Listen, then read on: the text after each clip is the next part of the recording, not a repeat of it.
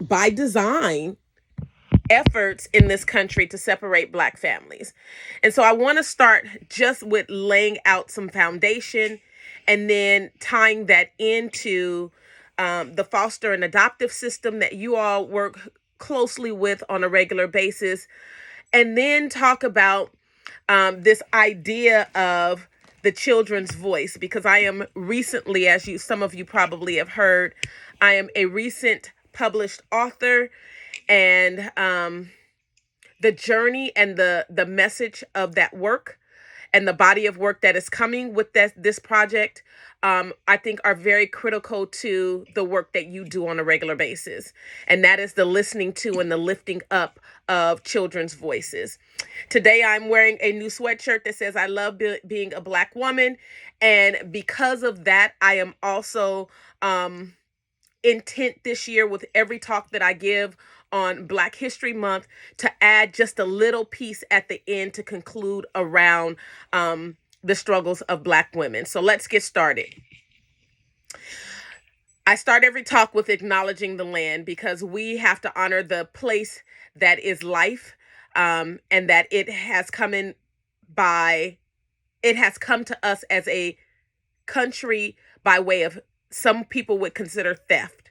And so I want to lift at this time the indigenous nations that lived on this land prior to our colonization. I also want to acknowledge the fact that there was free labor by the enslavement system, by chattel slavery, that has allowed us to be that country in the world, that superpower in the world, right? Colonization, genocide, and enslavement are big themes, topics to cover. And sometimes people want to sweep those conversations under the rug. But I implore you to lean into those conversations. And I implore you to, if there's silence that comes up because you don't know all the answers or know all the history behind it, that's okay too. But breathe through it. I don't want us to forget that there have been 400 years of slavery, 100 years of Jim Crow, 75 years of miseducation and abuse, 60 years of public lynching, countless hours of negative media propaganda, and still Blacks in this country are the only group that hasn't received reparations. And I say that because we are in the great state of California, and our reparations committee, which I have worked hand in hand with a lot of the folks that are on that committee, to make sure that there is something that comes out of what we consider equitable reparations. When you think about the movie The Matrix, hopefully some of you in here have watched the movie The Matrix. I've been forced to, because my husband is a big movie buff, and Matrix is probably, the whole series is something that he's probably watched countless numbers of times. But when I think about The Matrix, I think about the Black community. I think about ways in which we've had to shape shift, code switch. And so we are less than 60 years removed from the passage of the Civil Rights Act, and that was supposed to provide us with equity in voting. And sometimes I still wonder where we are. I wanted to also start off with a different rendition of Lift Every Voice and Sing, which is the Black National Anthem. And this one is kind of cute, but it's very poignant to the conversation that we're going to have today, because a lot of the reasons why families are separated in this country, specifically Black families, it's because of poverty. And so I want you to just look at some of the images that come out of this video.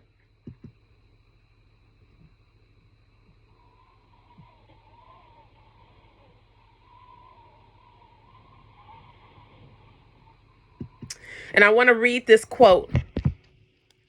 Did you hear of the rose that grew from a crack in the concrete? Proving nature's laws wrong, it learned to walk without having feet. Long live the rose that grew from the concrete when no one else even cared. That was from Tupac Shakur.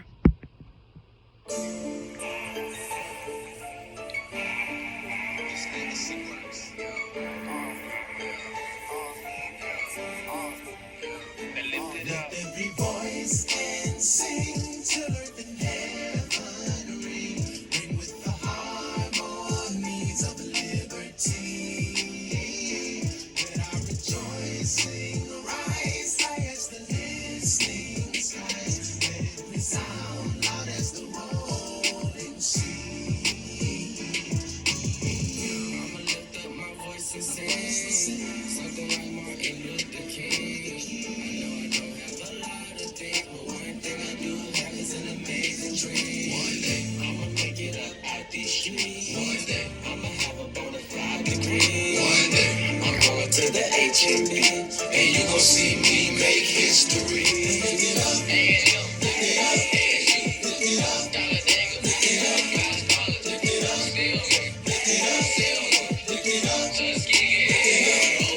Every voice can sing till earth and heaven ring with the harmonies of liberty. Let our rejoicing rise high as the listening skies. Let it resound loud as the rolling sea. I'm trying to build a legacy that works. Prepare communities and keep it paying home. The way they did it out to age of 64 was to educate themselves and be indispensable. Shout out to my ancestors. Can go to school with other races. So they built HBCUs. That's why we celebrate. Every voice can sing till earth and heaven ring with the harmonies of liberty. Let our rejoicing rise high as the listening skies. Let it resound loud as the rolling sea.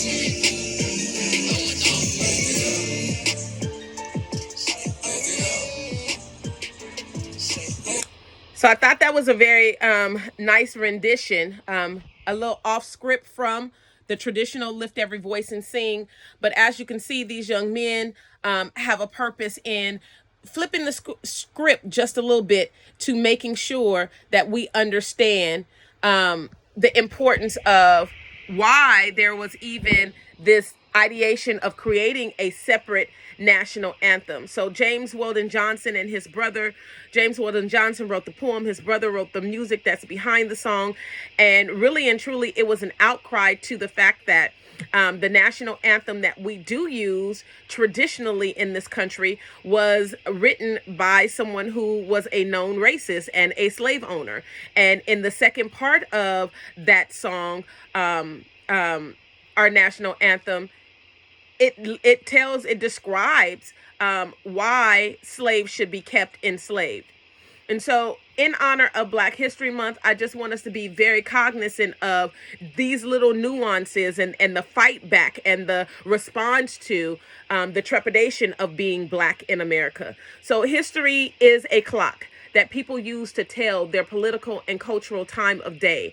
It is also a compass that people use to find themselves on a map of human geography. The role of history is to tell a people what they have been, where they have been, what they are, and where they are. The most important role that history plays is it has a function. That probably should be, it has a function where they still must go and what they still must be. And that was by Dr.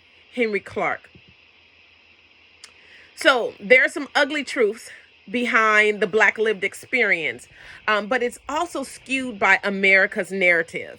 And so that's what we want to get into today. If you have and are in a safe place where you can drop in the chat, put who you think are the top 5 Black icons that you have heard about year after year when Black History Month comes around. I just want to leave you with something as we go into this conversation.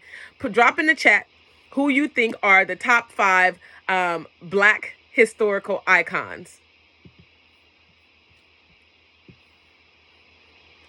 And I'll read them out as I see some folks that are shared in there. Who do you think are the top Black historic icons? Who are those people?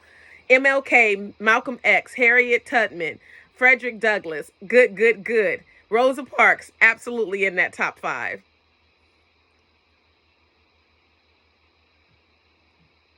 Thurgood Marshall added. Angela Davis added.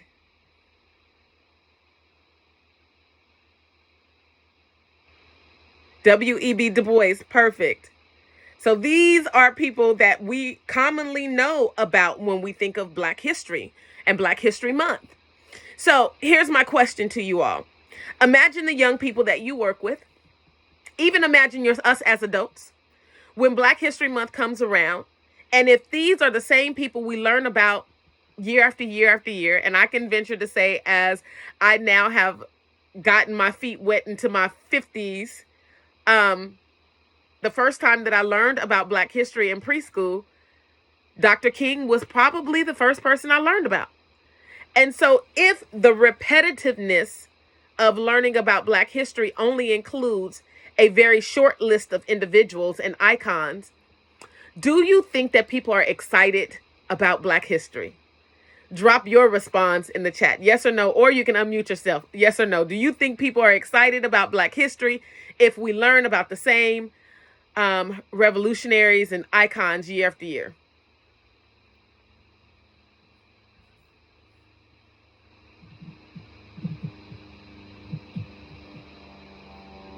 That's just a yes or no. Probably not.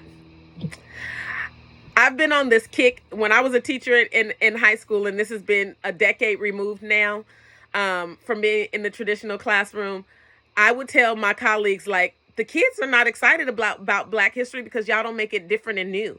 And imagine if on the surface, exactly, Amy, it seems like they do the same surface level reading every year. Exactly.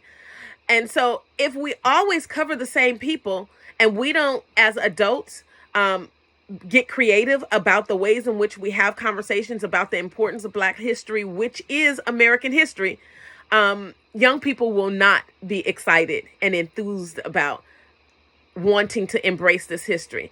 So I say now's the time that we learn something and do something new with Black history. And I say that because, the history of why this even came to be. Like, think about this. I was born in 1971, and in 1970 is the first national recognized Black History Month that took place in this country. But we do know that in 1926, Black History Week did come into existence. And so if we only learn about those 5 to 10 Black icons year after year as educators, it's my job. It's important that we explore and expand that conversation. I hope that you all, as conduits, as advocates, to young people, that you share with them and are excited about Black history, because it's important for us to learn new things. And as a collective, we can inspire them. So there's been this new kick in community where folks are wanting to expand Black history to Black futures and talking about Black excellence, but recognizing the struggle is a very multi-layered story. And so this book here is just a reference to slavery and freedom being one stage of Black history, the era of segregation being a second era of Black history, and the changing America that we currently live in being the third stage or era of Black history. And it unfolds in a variety of ways. And so let's look at some statistics here just to wrap our heads around. And these are 2 young people who presented. Their elementary school age students who found some information and put together this presentation. Don't judge the,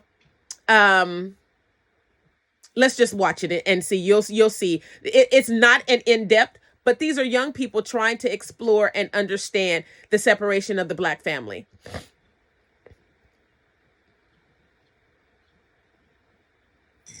The most severe consequence of slavery was the separation of families, which led to mental health problems. We read the book, The Narrative of the Life of Frederick Douglass, and watched the documentary 13th, and we learned a lot about slavery and how it affects us today. I will be telling you how slavery separated families and affected mental health of slaves and how it affects us today. In Chapter 1 of the narrative of the life of Frederick Douglass, he explains how he did not know when he was born and his mother died when he was 7 years old. Douglass did not have a lot of memories with her except for late night visits, mainly because children were commonly separated from their mothers. On the screen now is a quote from the book. She was gone long before I knew anything about it, never having enjoyed to any considerable extent her soothing presence, her tender and watchful care. I received the tidings of her death with much the same emotions I should have probably felt at the death of a stranger. He didn't know his mother. The quote means that even though Douglass had his mother, he didn't get much time to spend with her to bond. She died and it meant nothing to him. Next, I will talk about how the separation of families impacts us today and how it leads to mental health problems. Slavery officially ended on December 6, 1865, the day of the 13th Amendment. Although most people think the 13th Amendment ended slavery, it actually created a new form of slavery, which was incarcerating African Americans. Michelle Alexander said, "Prison is designed to separate, isolate, and alienate you from everyone and everything. You're not allowed to do so much as touch your spouse, your parent, or your child. This means that if you were put in jail, you would not be able to see or interact with your family members." This can lead to mental health problems because you will feel all alone in prison while your family is going on without you. Like it said in the book, Douglass's mother died and he didn't even care. That's like if you had a child and you were in jail. Your child would not get to know you and they would not care if you died. Most people in jail lose or miss out on special events that take place in their family's lives, and that can take a toll on a person mentally.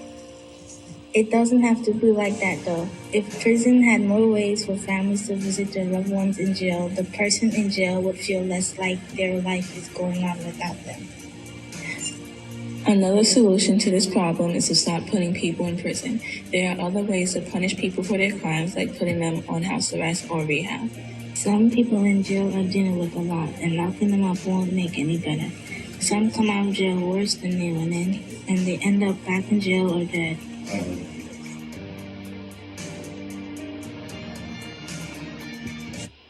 And so that's just a brief opinion after two young students, I believe they were in the 6th and 7th grade, read this piece, and they had a project to do. And so I want to expand that just a little bit. When we talk about the separation, the disruption, and the destruction of the Black family, and that from slavery, Black children were removed from their mothers, just like Frederick Douglass experienced. During slavery, Black fathers weren't allowed to be fathers, presently having opinion and instruction over their child's life from the slave master perspective. However, I do want to note that during slave time, Black women and men were getting married. They jumped the broom. That is a tradition that have been kept alive to this day, but they weren't legally married. During Reconstruction, freedom also represented connection. And over time, there were laws that were constructed to prevent families from staying together. Jim Crow laws and the prison industrial complex came up hugely as an intentional form of destroying the Black families. I would even add that the building of ghettos and the poverty enclaves all across this country in major urban cities is a direct reflection and a direct impact to the separation of. There was during the 70s the Moynihan report, which really and truly shaped this very false negative narrative that was negative around the Black family and the Black woman in particular, that said that she was loose and that she was lived the stereotypes of being unwed mother and couldn't take care of her children. That then came after the Moynihan report came in social services, which is, of course, attached to foster care. And in California, we know that Black children are 4 times higher to be in that system than other children. And then finally, that lies and is connected to the school to prison pipeline, which people today, including myself, have been arguing that it's not just the school to prison pipeline. We're now talking about the cradle to prison pipeline, because women, as Black women in this country, when they give birth to their children, are being threatened with the removal of their children. And we know that foster care directly is connected to the prison industrial complex. There's just a higher percentage of kids who end up in foster care that also end up in the prison system. And I'm going to use a few videos just to layer this, the fact, and narrate where I'm going with this. And hopefully at the end, we can, instead of just having a Q&A, we can have a conversation around strategies and solutions.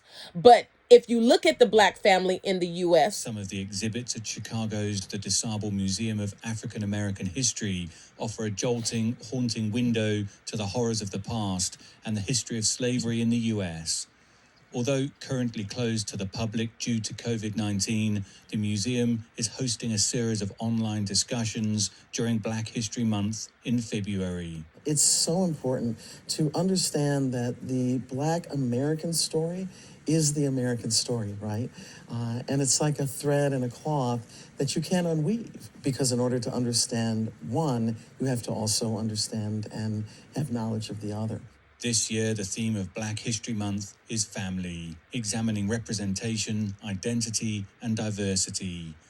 Irma says telling Black stories must begin with a focus on the diaspora of Africans during slavery and the move to separate families. The American slavers insidiously said, if we want to break these people's spirits entirely and make them completely subservient as our property, we have to take away that family structure. We have to take away that name. We have to take away the connections of tribes and families and regions and scatter to different parts of the colonies. Kim Delaney is the Director of Education at the museum. She says despite various policies over the years aimed at separating Black families, the notion of family remains at its core.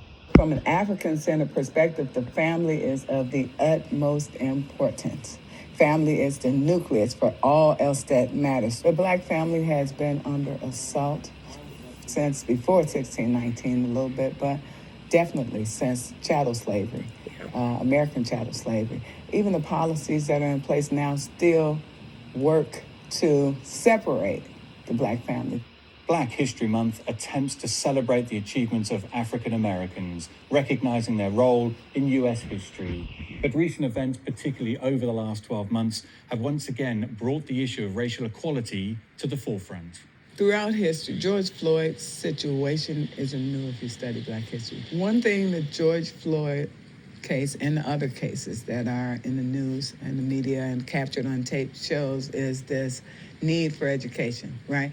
We need to know each other so that we're not caricatures. This is a very strong enemy to kill, the enemy of ignorance and racism and intolerance. It's very, very strong as a beast. And in order to really eradicate that, or at least minimize it as much as possible, this isn't Black people's job to do that, right? We need everybody. We need everybody to join in that struggle and join in that fight. And it is a war of sorts. absolutely. There have been some significant events in the United States since last year's Black History Month. I can't breathe! It also serves to underline the work that still lies ahead.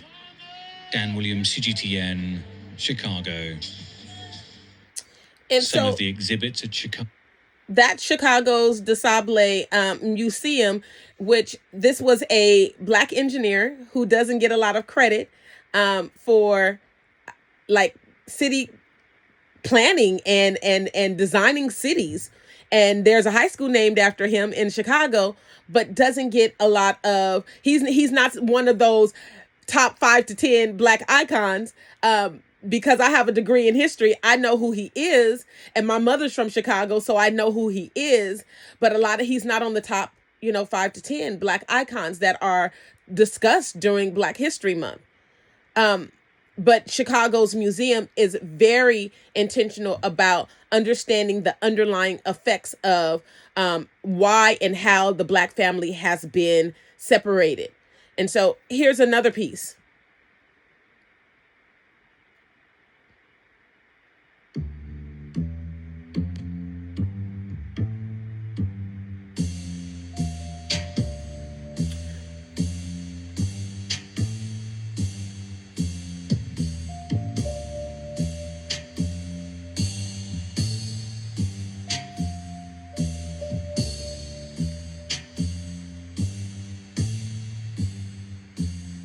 So I'm going to pause it there because, not go forward, go back.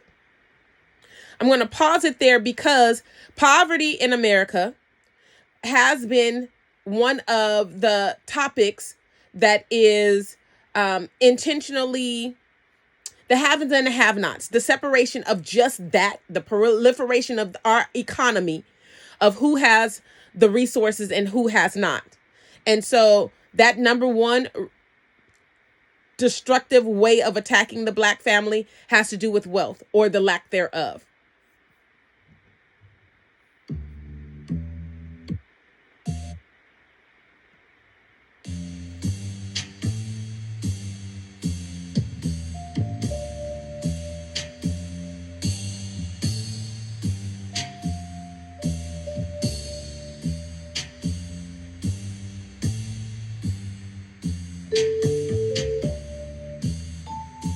Marriage rates, extremely high up to the 1950s. Only 8% of childbirths out of wedlock, 1965. So again, what happened in 1965 is the question. And we're going to get into that. But I would venture to say what happened in 1970. And the next video is going to show that in more detail. But the marriage rate and the birth of children, Black children in particular, we know something happened between 1965 and 1970. The third thing they say here is unemployment.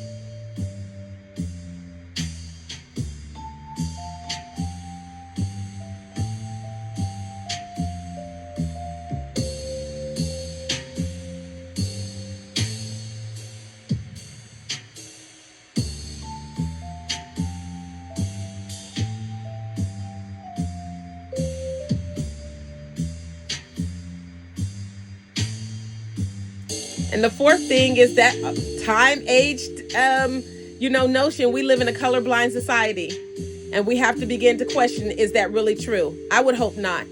I want people to see that I am a beautiful Black woman who is intelligent and who is capable of doing anything anyone else is capable of.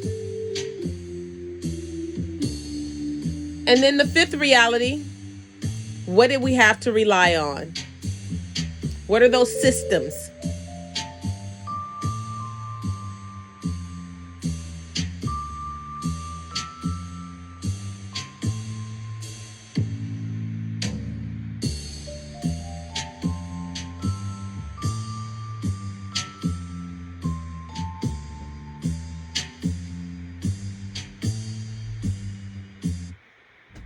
So just some facts there. We're talking about the family structure. We are talking about economics. We are talking about marriage, social structures. We're talking about where the Black dollar is spent comparative to the entire country. We're talking about employment. All of those things tie into the structure and foundation of the Black family.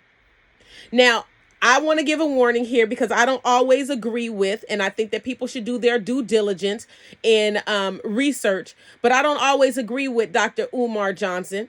And he doesn't represent the totality of the Black community.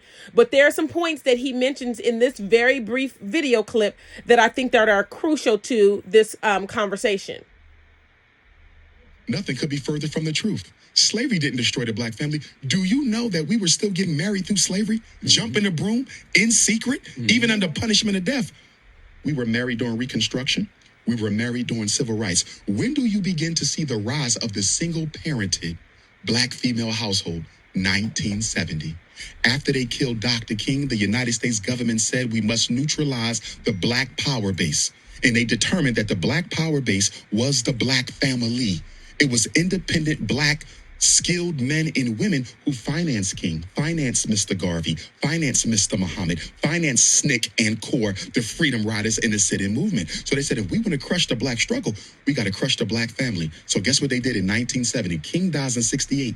In 1970, they came into the black communities and de-industrialized our city centers. In 1970, they started shutting down the factories. Remember, up until the 50s and 60s, you didn't need a college degree to get a decent job.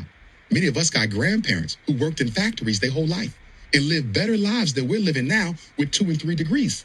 They could work in their same neighborhood, and everybody worked for the factory. Good retirement, pension, benefits, medical. They started shutting down the factories in 1970, and then they went into the high schools and did what? Started deindustrializing the inner city high schools. Up until 1970, you could graduate from almost any school in New York certified as a plumber, certified as an electrician, certified as a carpenter, auto body, brick mason, a welder. They took all those programs out. These are the skills that pays the bills, gentlemen. As long as you have a skill, you can always feed your family. But if all you got is college degrees, you might end up in the unemployment line. Why? Because the skills that we learn in college are not necessarily marketable to other black people. I'm a psychologist. Ain't too many black people running around looking for a psychologist to reveal all the skeletons in their closet. Yeah, you rather talk to a white Exactly. person. So they started sending us to college instead of teaching us how to work with our hands. That was the 70s. That was the economic castration of the black male. Now let's go to 1980. The CIA comes in, cocaine import agency. They drop off crack. So now the unemployed black man who has always been a breadwinner, Envy, even in slavery, Even we were during always slavery. the breadwinner up until 1970. Now the crack comes. You got a decision. I can sell this crack and try to put some food on the table, or I can smoke it to deal with the fact that I'm no longer economically relevant to the black woman. Deal with that And let's trauma. be clear, the decade of the 70s was the decade of making the black man economically irrelevant to the black woman. We're the only man in America who is out-earned and out-educated by our mates. No other woman in America out-earns and out-educates their mates. And this is not the black woman's problem. I want to be clear. This was systematically done to make us irrelevant to our families. Then the 1990s come, Bill Clinton crime bill. 3 strikes and you out. Mandatory minimum wages, the Bill Clinton crime bill. Now all those unemployed black men who got caught smoking crack or selling crack now being sent off to jail. And then they also give us the ADHD so that we could dope the kids up with the same medicine that sent the father to jail. Then the year 2000 come, George Bush hits us with the what? Faith-based initiative. He finds a loophole in federal law that allows you to finance churches. So now the mega churches and the medium-sized churches in the black community, Charlemagne, are being financed by the government. You think it's a coincidence, Envy, that you don't see no major churches involved in the miseducation movement? No major churches involved in the mass incarceration movement? Black No Lives major Matter. churches involved in police genocide? Yeah. No major churches involved in poverty? Where is the black church in 2017 when it comes to black people issues? They're missing in action because they're being paid by the government to stay out of the struggle. And that's why it's called faith-based initiative. Your pastor is the new FBI agent. Wow. Where you going to tell me? You gonna... Ooh, that was a lot. But trust me when I say the history of the black church to the black community and the black family is something that lots of communities around this country have been having conversation about. Why is the black church no longer a prevalent force in the undergirding or the foundation of the black community and the black family? And so there's some important nuggets that came out of Dr. Umar there. The unemployment rate for black men taking out skilled labor, black women being more educated and out earning black men. So that creates a dichotomy within a family structure of who's more important based on a social structure that says that men are supposed to be. And you know, if you're a progressive woman like myself, it's like we're equal. And then that just goes further to drugs being introduced in certain communities. And if drugs are being introduced in communities, then the war on drugs being that of mass incarceration. And then finally, the church being a part of that equation. And then I want to leave you with this one. This one is near and dear to me. Every time I think about foster care, every time I think about students that I have taught in the classroom who were in predicaments that they could not control, I think about lately Ma'Khia Bryant. Ma'Khia Bryant, who was a young lady, and I'm sure that some of you on this call listening have stories that you've heard about similar to that of Ma'Khia Bryant, a young lady in foster care, a young lady who was failed by the foster care system, a young lady who was attempting to defend herself, who ended up not living past her 16th birthday. And so I want to offer this to this multi-layered, right? Lots of things go into this gumbo, so to speak, of how we got here to the separation, the destruction, and the destroying of the Black family.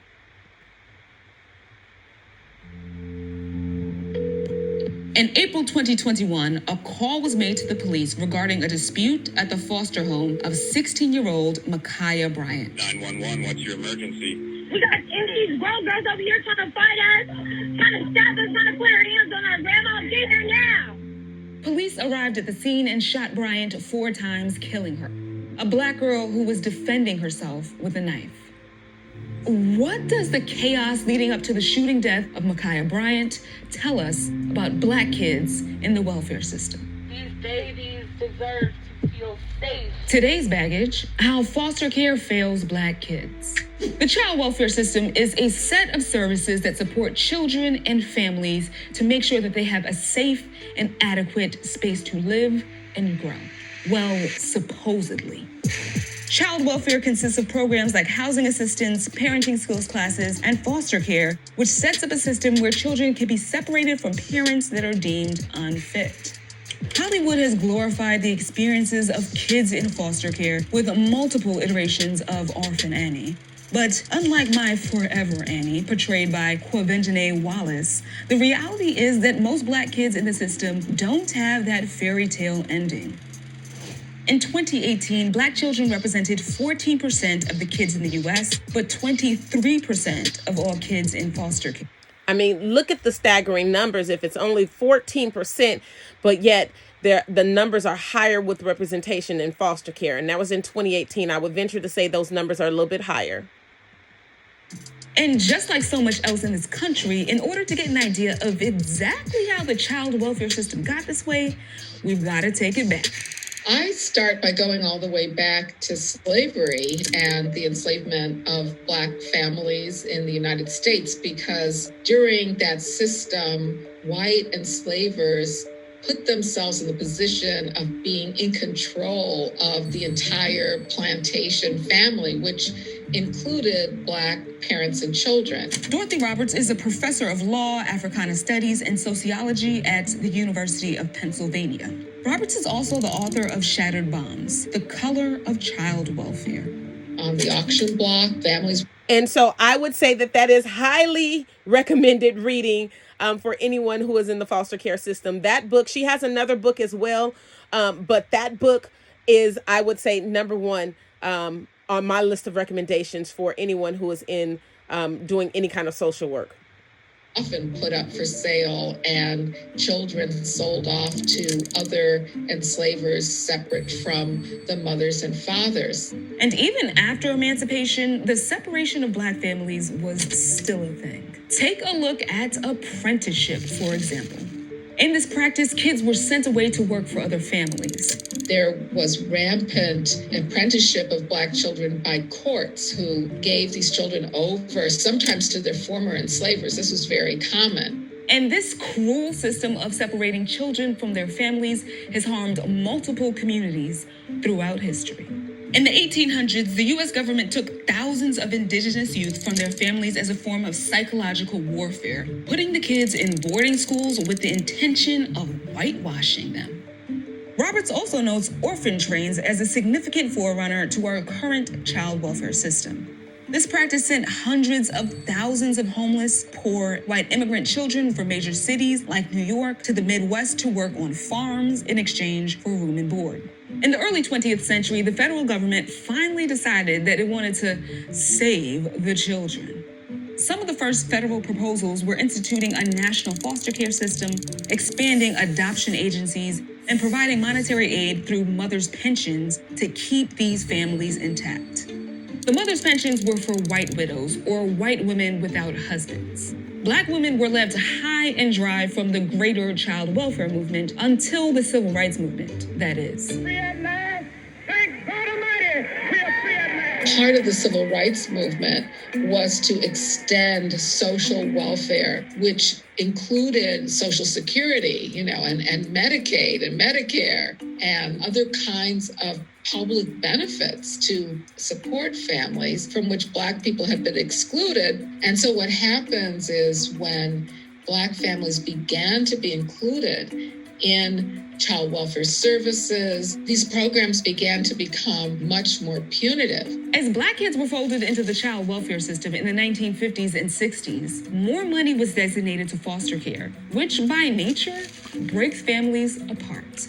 What happens as more and more Black children enter the child welfare rolls is that foster care becomes the major so-called service. And we see an explosion of the foster care population simultaneously with this development of stingier, more stigmatized welfare benefits up to the basic abolition of the federal entitlement to welfare. So social programs that were once used to support white families are now used to control Black families. And those same programs disproportionately regulate and investigate Black families too. Robert says that part of this disparity is due to the racist ideology that Black mothers were harming their children. And this damaging and problematic way of thinking is a weapon still being used against Black parents and families today. We can go back to slavery as the origins of this idea that white people need to save Black children from their families. And from the beginning, it's been not only a false, but a racist white supremacist ideology that paints Black parents and families and communities as if they're defective and harmful. And so it really twists completely, in the opposite direction what the child welfare system is really about. Rather than being proactive, child welfare has become reactive. The federal government spends 10 times as much money on foster care as it does on reunification. And let's not even start to discuss the preventative services that could be used to prevent children from entering foster care in the first place. And if we really don't want to traumatize kids, then perhaps we should be considering programs aside from foster care. Because by all accounts, foster care is grim. There are questions about the death of a child who is in San Diego County foster care. The child's grandmother tells WBZ's I-Team that the system failed that girl. There's lots of studies that show all the bad outcomes for children in foster care. They're more likely to be incarcerated, to be in juvenile detention, less likely to go to college, more likely to live in poverty. Whatever outcome you're looking at, foster care makes it worse for children. And instead of changing our society to ensure that Black children have the resources they need, the child welfare system takes children away from their parents on grounds that their parents are neglecting them. They are already marginalized, stigmatized families. I really think this is not so much about the biased motivations of caseworkers as the way the whole system is structured. Ma'Khia Bryant was a 16-year-old who laid her edges on TikTok like many young Black girls. She was a sister and a daughter and a friend, but ultimately was a Black teenager who was entangled in the child welfare system. How does Ma'Khia Bryant, being a Black girl in foster care, shape the way that we understand the tragedy that happened on April 20th, 2021? We have to ask why she was in foster care and the conditions of foster care. Many Black children, especially teenagers, are put in congregate types of care where there are lots of children who have been put together in traumatizing and stressful situations. If you are thrown together with other teens and adolescents who have been taken from their families, it's not surprising that there would be a fight between children in foster care. It happens all the time. And in many of the cases, law enforcement is called in. Black children in America are already at higher risk of having encounters with law enforcement, being arrested, being detained in juvenile facilities, being imprisoned, in fact, being imprisoned as adults. So when you add to that the way in which foster care makes them even more vulnerable, that makes their situation worse than that of white children. Structural racism and racial biases in child welfare increase the likelihood that Black families will be separated. While in some cases this does protect children, many times it traumatizes the children who have become a part of the child welfare system or even puts them in danger. Let there be no ambiguity. Ma'Khia Bryant's death is due to multiple failures in the American system, from policing to foster care, which put her in a situation where she had to defend herself with a knife. While child welfare and foster care literally break families apart, it isn't hyperbolic to say that the child welfare system itself is broken. Welfare workers. And so, and there we have the story of Ma'Khia Bryant. I also want to lift the names of, and if you have additional names that you would like to add, Syesha Mikado had her baby snatched out of her arms because she went to the hospital complaining that her baby wouldn't latch on to her breast. And it was during the time where she was transitioning from breastfeeding to offering solid foods or baby food. And the doctors said that she was neglecting her child because the child wasn't picking up weight. And the doctors and nurses at that hospital facility that she trusted to assist her and her child during that encounter later called the police. The police then found them driving and her baby was snatched out of her arms. So I want to say, Syesha Mikado's name. And it wasn't the first child that was taken from her for similar reasons. I want to lift the name of a good friend of mine who is here in Sacramento, whose 3 children were taken from her, placed in foster care. Her 2 daughters were teenagers. They were put in a receiving home, which is like a group home, because it's harder to place older children in foster family situations. Her oldest daughter ended up being involved in sex trafficking, and her youngest daughter ended up in a relationship with an older young man who was in his 20s, who one night the 2 of them were out drinking and doing drugs, and they were in a automobile crash, and it left her paralyzed, which ultimately killed her. And so I want to say Felicia Clark's name. And so if there are any that we can add to this list, because we know that there are others out there who are having the same experience, I would lift their names. If you want to unmute yourself and just say their names, if you want to drop their names in the chat, do so. I can remember the story of a young girl in New York who was in a foster care situation where she was killed and then put in a footlocker in a closet and left there. And when foster care would come and look for her, there was always an excuse as to why she wasn't available. So we know that these things are happening. Those are the dire, far hopefully the cases that are not happening as often, but we know that they are happening. And so other outcomes of separating families oftentimes is an identity crisis. Children are often starved. My favorite thing to hate about growing up as a Black child in America is this ideation called adultification, because Black children are forced to give up their childhoods too early, comparatively to their white counterparts, their white peers, because they're not seen as worthy of having a childhood. And you can see that when preschoolers go to preschool and you're 5 years old, 4 years old, and the rate of law enforcement that's called to preschools around this country for a 3 or 4 or 5-year-old who is supposedly out of control. Mental abuse, substance abuse, incarceration. We say that we want to have programs and resources and structures in place that are going to support foster youth when they age out of the system.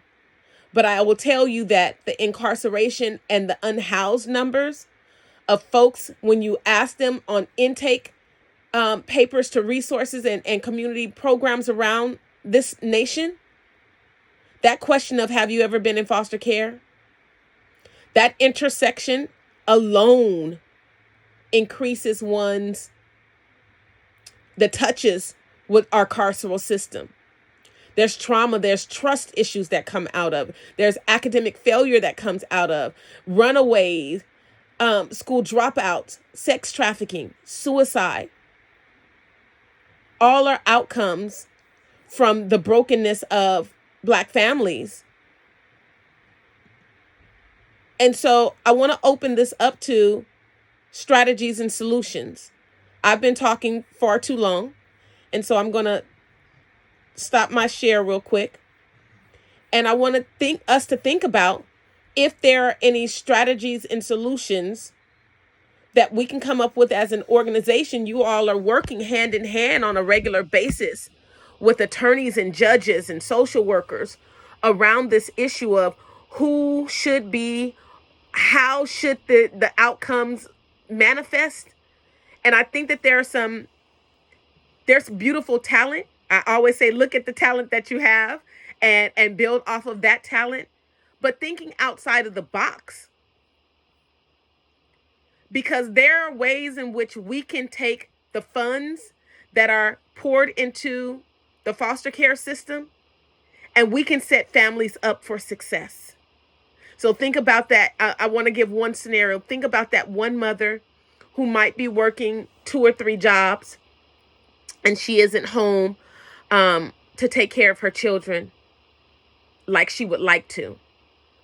And so a neighbor calls the police, who then involves CPS, and says that there's a bit of neglect based on the sheer fact that she can't afford to not work 2 or 3 jobs to be able to put a roof over their head.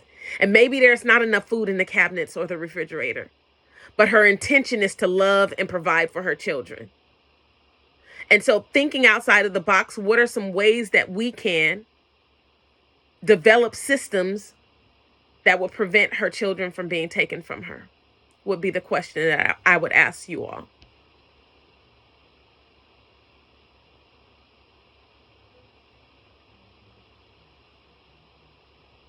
And anyone can chime in, unmute. I'd say increased funding of childcare programs. It might be a start. Absolutely.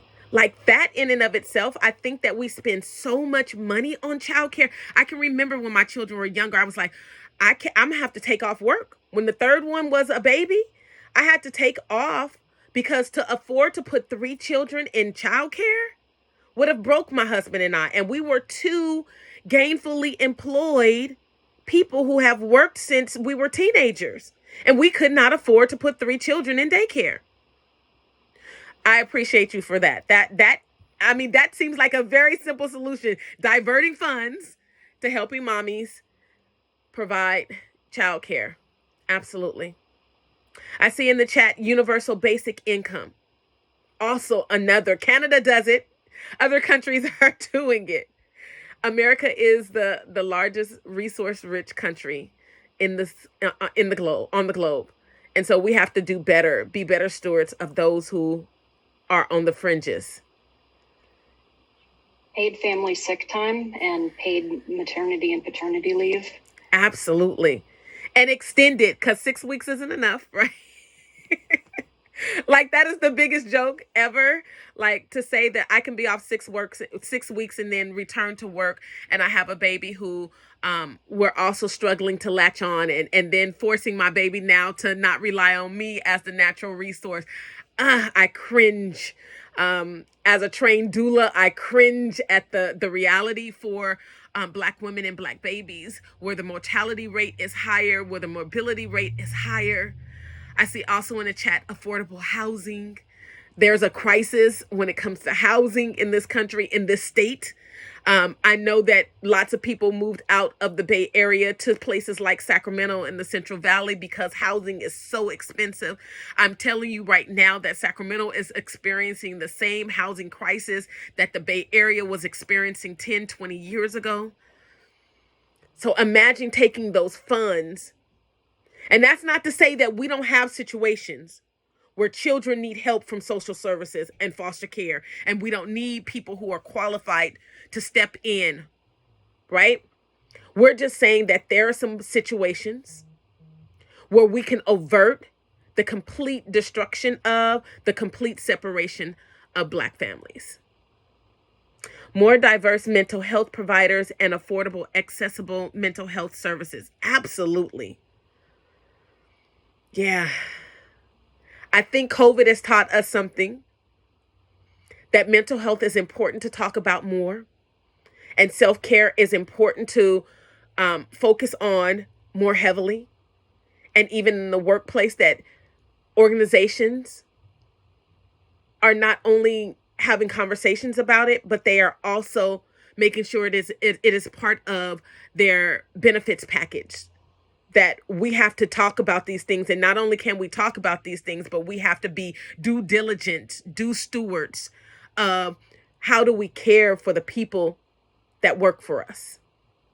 Because if you have anyone in your ranks who does not feel like they belong, it is going to impact your bottom line of production. And what that production looks like for anyone working in social services is the care for which they care and provide for those folks in community. Any other suggestions or thoughts before I go back to this conclusion?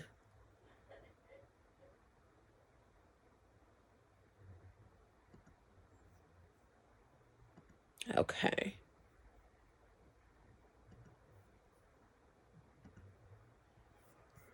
So I wanted to leave us with, wrong one. My apologies. I've been working on 2 PowerPoints over the past couple of days. Where are you? There you are. All right. So those are some very concrete, doable strategies and solutions. And yes, we live in a society where our political structure system makes it harder to push the ball up the hill, because there are so many loopholes in the bureaucracy around making change sustainable is extremely hard. But I have this question or statement for folks. Imagine a world where future generations of children don't need to heal from the childhood traumas they experience. And so, as a new author, I've written this book called Monsters and Aliens, which tells the story of 7-year-old Sonia who refused to say the Pledge of Allegiance. But more importantly, it is my story of good versus evil. It is and has been attributed to or likened to one of my good friends in Oakland, Kat Brooks, who recently ran for mayor there in Oakland, ran for mayor or city council, mayor, I believe. Kat told me after she read the manuscript, she said, "This is like the Diary of Anne Frank. Do you realize what you've done?" And I just wanted to tell a story because folks have been asking me to tell this story for decades now. And so it is my charge to anyone who works with young people to think about their voices. Think about their voices in a way that allows for them to feel valued, allows for agency to take place, allows for advocacy to really be that thing that meets their needs. And so I wrote this book. It's part 1 in a series of 5, talking about, let's explore childhood in a way that gives credence to the lived experience of young people. And then as I conclude here, I want to, because I oftentimes feel like Black women are underrated. And so I want to leave us with this food for thought, and think about where you are in any situation, and how are we addressing the needs of Black women. The most disrespected person in America is the Black woman. The most unprotected person in America is the Black woman. The most neglected person in America is the Black woman. They were just like, let's put the big Black girl out there. If I were a different race and a different gender, would you be treating me the same way? Immediately, they want to disrespect you.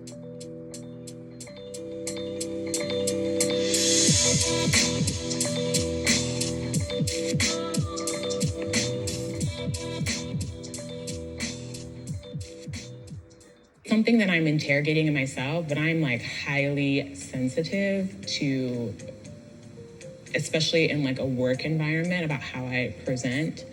And I only present certain things about myself with certain people. People want me to have this singular experience around this part of who I am, as opposed to seeing me as a full human being. There were moments where people were not taking me seriously or thinking that I was subpar solely because of my race and my gender. Where the assumption is always going to lead in that I know less than the rest of you because I'm not like a skinny white boy. Coming into the workforce, I think I posed a threat as far as my knowledge. I was too young to be too smart, too precocious, just too much of everything too soon. A lot of times that looks like tokenism. So it's, we're going to tell you that we want your brilliance, but we really just want the people to know that we have a Black trans woman working here. So in that way, it's kind of like being uplifted, but also kind of put in a box where you're not allowed to be anything but that thing.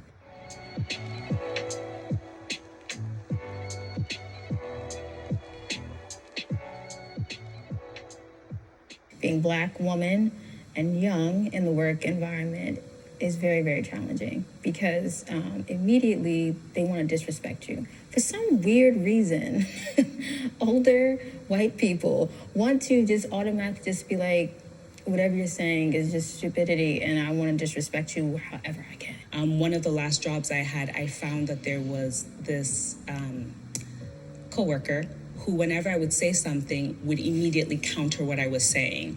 And question what I was saying in a way that didn't make sense because I'd actually been there a little longer than her and I was like, I don't understand. So I talked to another Black coworker because I was like, I don't know if I'm being sensitive about this. Maybe I'm reading into things. Can you I don't know, but this seems very weird. And then he ended up having a situation with her where there were other coworkers, most of them are white. She was then asking all of them what universities they went to. And they all answered, and she skipped him. And then he asked her, why didn't you ask me? And she said, oh, I just assumed you didn't go to college. So when I first started working in New York, I knew nobody, and to make ends meet, I would be a background actor. And I would work, and I would get on these huge sets like SVU, and I would notice that the only kind of jobs I would get as a background actor would be Brooklyn type, homeless, hip hop club goer, and that my white counterparts would get everything else, including those things. I also have to wear this veil that makes you think that I can be my whole self at work because you can be your whole self at work, and that's not my reality.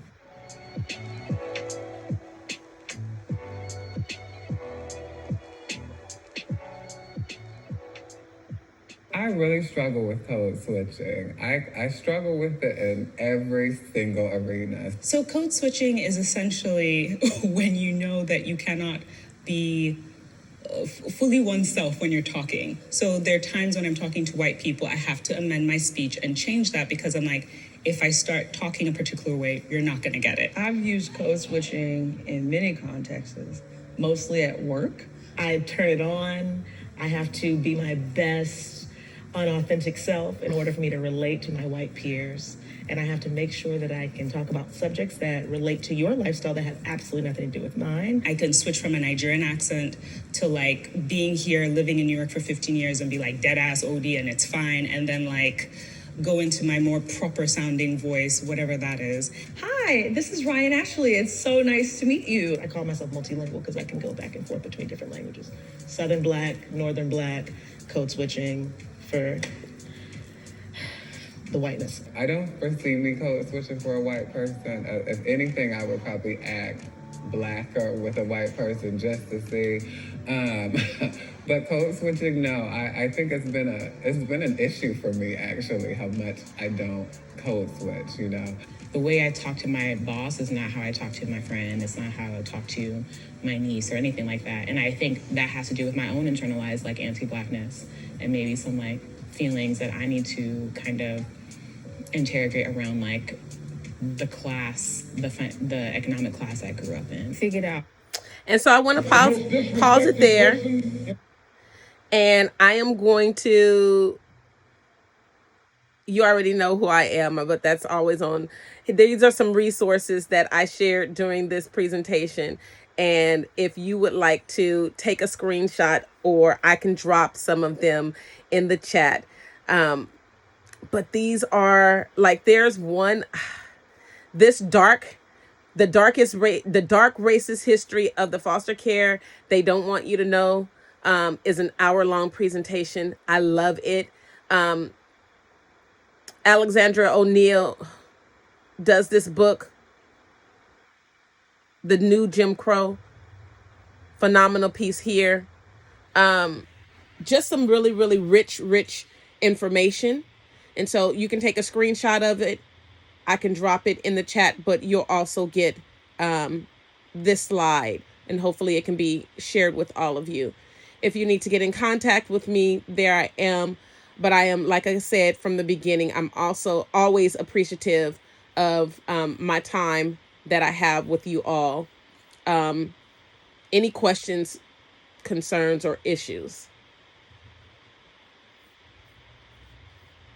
Thank you so much for joining us and for putting together such a powerful presentation with all of it. It was great. We really, really appreciate it. Thank you so much. Always great to see you, Sonia. I wish we did it more than once a year. Absolutely. So I'll send, Kristen, I'll send you the resource list. There, like I said, there are some books that are out there. I'm sure that some of you all have already tapped into. I know that you all are doing fabulous, beautiful work with just having conversations around race and equity within the ranks of East Bay Children's Law Office. But just expand that. I just offer you to expand that, to begin to think about ways in which young people today don't have to be forced to deal with and heal from childhood trauma because of the world that we live in. And I think that we all play a critical part in that happening.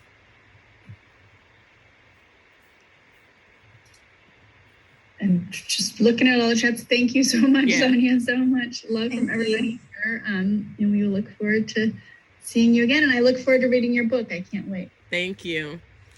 All right, you all, make the rest of your day great. Until the next time I see you, toodles and all of the things. But be great. Thank you. All right, thank you. Thank you.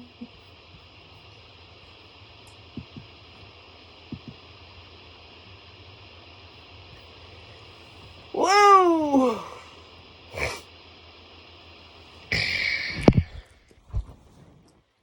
All right, y'all. So that was a presentation. I almost forgot to turn you off. That was a presentation with East Bay Children's Law Office, which is a county-funded law office that represents children in foster care. My in there is the fact that my daughter works there. She's a social worker there. And so every year, I I've had some touches with their organization to one degree or another, but the past couple of years, I've been asked to come in and speak for Black History Month. And so we really were intentional this time around to talk about ways in which they can strategize in their work every day to meet the needs of Black children and families. And hence the subject that came up, the topic of discussion, the history of the separation of the Black family. It is a long history. Let us not be, dismayed or surprised by. It is a long history with respects to the separation of the Black family. And so I loved the suggestions, because think about the amount of money that foster care spends on children staying in the foster care system or preventing families from getting their children back. Not just the mommy and daddies. Let's just say that mommy and daddy are wilding out and that they whack. Think about the ways in which the foster care system and the laws are set up to prevent family members from coming in and being a viable resource to children. And I say that because I am the grandmother of a child who I've taken care of due to DV and she being removed. So I've walked this walk. I talk this talk. And I'm very unapologetic about the ways in which this system has been intentionally designed to target Black families and Black people. This is just another way to increase the poverty, to increase our touches with the carceral system, and to rely on social services instead of relying on ourselves. I said it. She always say what she say. I ain't apologetic about it. I love being Black. Yes.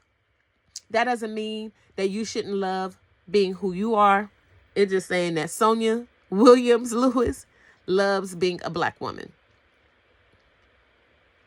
There's something special. And I don't take that lightly. So, deuces. I hope you enjoy, share with someone who you know is in the social services. Give me a call if you need assistance. Our number is 916-407-1346. You can send us an email to equity@ascribesuccess.com. That's ASCRIBE success.com. You can visit our webpage, www.ascribesuccess.com. And you can visit us on the social medias, the Twitters and the Instagrams and the Facebookers. Facebook and Instagram, we are Ascribe Success. Twitter, we are Ascribe Ed, ED. We look forward to talking with you, possibly creating a partnership, assessing what the needs are of your organization. Until then, we'll see you later.